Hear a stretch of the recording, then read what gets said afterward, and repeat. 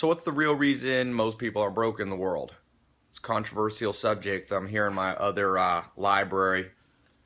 Was picking up this 50 success classics, just quotes by great people throughout history. Pardon the hair, it's early in the morning. But, you know, uh, most of us operate under what I call pain-avoiding delusion, right? It's one of the 25 cognitive biases. And when it comes to this subject of money, nothing brings out delusion more. So one of the common things you'll hear people blame, I was talking with somebody the other day that was broke, and she said, but it's not my fault.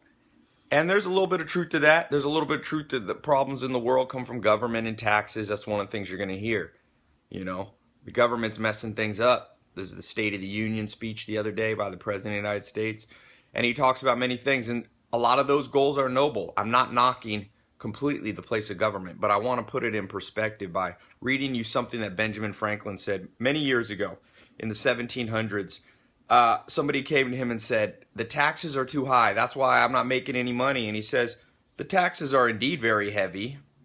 And if those laid on by the government were the only ones we had to pay, we might more easily discharge them. But we have many others, talking about taxes, and much more grievous to some of us. We are taxed twice by our idleness, 3 times by our pride, and 4 times as much by our folly. And from these taxes, the commissioners cannot ease or deliver us by allowing an abatement. What his point is he was a man who mastered not only getting over pain-avoiding delusion, but also the misweighting bias. Most of us misprioritize those things that are actually holding us back in life. The main thing holding back the world is not government taxes. Look, if you change the tax rate, I'm reading here Mankiw, the famous Harvard professor, his book on economics. For sure, taxes matter. They cause shifts in demand curves and shifts in supply. But you know what will have the biggest bang for the buck? Optimized brains in 7.3 billion people around the world. That trumps everything. What keeps us from having an optimized brain? Well, he says right here, we're taxed doubly worse than the government tax by our own laziness, by our own idleness. He says we're taxed 3 times as much by our pride. If you're in the 67 steps, what's one of the foundational steps? I talked about it in my TEDx talk, which is out now. Hopefully you've seen it. Where I talk about Sam Walton, who became the wealthiest businessman of our generation. He did it by being the most humble. See, we're taxed 3 times as much, not by the government income tax, not by Social Security tax, not by FICA tax, not by estate planning tax, all these taxes that people are talking about.